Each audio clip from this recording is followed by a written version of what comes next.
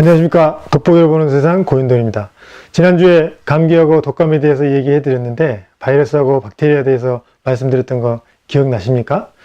바이러스는 14일 동안 숙주에 붙어 사는 거고 박테리아는 보통 저희가 20분에 한 개씩 분열한다고 합니다. 그래서 바이러스는 말씀드린 인터페론, 단백질이 올려가 되고 비타민C가 활성화시켜준다고 그랬죠. 그래서 그걸 단백질하고 비타민C를 많이 먹으면 바이러스는 잡기 때문에 감기는 단백질하고 비타민C에 의해서 잡을 수 있다는 말씀을 드렸고, 오늘은 지난주에 말씀드린 것처럼 면역에 대해서 한번 알아보도록 하겠습니다. 면역 그러면 우리가 이제 1차 면역, 2차 면역, 3차 면역, 그리고 관용 면역을 얘기합니다. 1차 면역 그러면 어딜 얘기할까요? 1차 면역은 대부분 우리가 점막을 얘기합니다. 점막 그러면 피부를 얘기하는데요. 점막하고 피부는 같은 말일 수도 있고 좀 다르게 얘기할 수도 있는데, 장점막, 우리가 이제 이렇게 코점막 이런 점막이 피부하고 똑같습니다. 속피부, 겉피부. 우리가 얘기할 때 겉피부를 이제 일반적으로 피부로 얘기하는 건데, 면역이라고 하면 1차 면역은 이렇게 피부에서 우리 바이러스가 들어온 것을 막아주는 걸 얘기합니다. 그리고 이제 2차 면역은 우리가 다 알다시피 백혈구 얘기합니다. 백혈구. 백혈구는 과연 뭘까요? 백혈구라 하면 우리 다 아시잖아요. 백혈구가 바이러스를 잡아먹는다. 이런데 그 백혈구는 어디서 만들까요?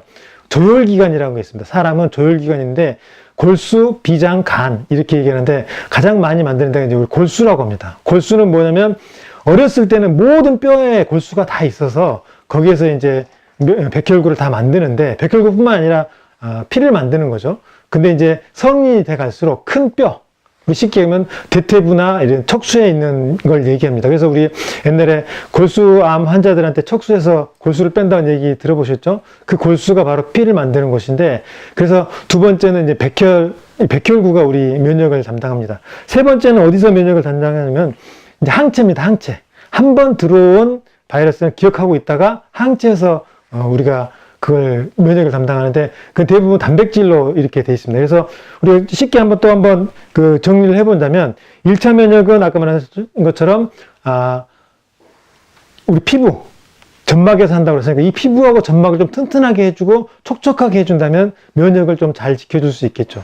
그래서 우리 보통 얘기하면 이제 점막 얘기하면 우리 비타민 A 많이 얘기하시죠. 그래서 비타민 A를 좀 섭취를 많이 해준다면, 그런데 이제 비타민 A는 지용성이기 때문에 너무 많이 섭취하게 되면 문제가 있습니다. 그래서 의사 처방을 받고, 우리 이제 피부가 좀 안 좋으신 분들 처방을 받은 것처럼 비타민 A는 그런 문제가 좀 있다고, 문제라고 하기보다는 그런 걸 좀 감안해야 된다는 게 생각이 들고, 두 번째 이제 2차 면역은 아까 말한 것처럼 백혈구이기 때문에, 백혈구는 아까 말한 것처럼 골수에서 만든다고 했잖아요. 그러면 뼈가 튼튼해야 됩니다. 뼈 튼튼하게 하려면 당연히 칼슘이 들어가야 되겠죠. 칼슘만 가지고는 뼈 튼튼하게 할 수 없고, 반드시 칼슘, 마그네슘, 비타민 D가 있어야만이 뼈에 들어가서 뼈를 튼튼하게 해줄 수 있습니다. 튼튼한 뼈에서 좋은 골수를 만들 수 있는 거죠. 좋은 골수가 돼서 그 좋은 골수에서 좋은 피를 만드는 거죠. 그래서 이제 백혈구 얘기 드렸고, 항체는 아까 말씀드린 것처럼 단백질이 되게 중요합니다. 그래서 단백질에 의해서 우리 몸을 면역을 기억하고 있기 때문에, 면역을 기억하는 게 아니라 그 항체를 기억하고 있기 때문에 우리가 이제 그래서 이 세 가지 1차, 2차, 3차 면역을 말씀드렸고, 그러면 이제 아까 말씀드린 관용 면역이 뭐냐? 우리가 이제 어떤 사람은 꽃가루 전혀 문제가 없는데 어떤 사람은 꽃가루 때문에 알러지가 발생하죠. 그거는 관용을 베풀어야 된다 해서 그 관용입니다. 이미 이 정도는 괜찮아야 되는데 내 몸에 그 면역 반응을 일으키는 거죠. 그래서 나한테 알러지가 일어나거나 개체가 일어나거나 이런 걸 이제 말씀드리는 건데, 그러면 왜 이런 문제가 생겼을까요? 근데 아까 말한 두 번째 백혈구에서 또 장이 되게 중요합니다. 우리 소장에는 암이 없죠. 암세포는 산소하고 열을 싫어합니다. 그래서 소장에는 암이 없는데, 이처럼 이 소장에서 우리가 쉽게 얘기하면 유산균, 소장에는 장이니까 균이 되게 중요한데 그거에 의해서 면역이 되게 중요한 역할을 합니다. 그래서 그 소장에 있는 우리 유산균에 의해서 백혈구나 이런 원료들이 다 만들어지는 겁니다. 그래서 소장을 좋게 한다? 그럼 체온, 그때 제가 저번 주에도 말씀드린 체온을 1도 올리면 되게 좋다고 했죠. 그 체온은 어디에 얘기해요? 물론 신체의 체온일 수도 있는데 이 소장에 있는 체온을 올리면 좋습니다. 우리가 36도 그러면 소장은 1도 정도 높다 이렇게 생각하시면 좋을 것 같아요. 그래서 이 소장에 혈액도 엄청 많고, 가장 혈액이 많은데 심장일 것 같지만 혈액에 이 소장에 혈액이 가장 많이 있습니다. 그래서 이 소장을 튼튼하게 한다, 체온을 좀 올린다, 이게 소장을 해주면 우리 면역이 훨씬 더 올라갑니다. 이 소장이 그래서 면역이 올라간다는 뜻이고, 이 소장에 있는 우리 화장실을 잘 간다, 못 간다, 어떤 기준으로 얘기하십니까? 변비가 있으면, 설사를 하면 이거 갖고 화장실 잘 간다, 못 간다 판단할 수도 있지만 그렇게 꼭 얘기할 수는 없거든요. 그래서 하루에 화장실을 몇 번 가는 게 맞는 거냐? 어떤 분은 3번, 어떤 분은 2번 이렇게 얘기하는데, 보통 이제 2번 정도 가는 게 좋다, 이렇게 2번 이상 얘기를 하는데, 어쨌든 소장에서 백혈구의 온료를 만들기 때문에 유산균이 있어야 되고, 유산균보다는 요즘에 프로바이오틱스 얘기하고,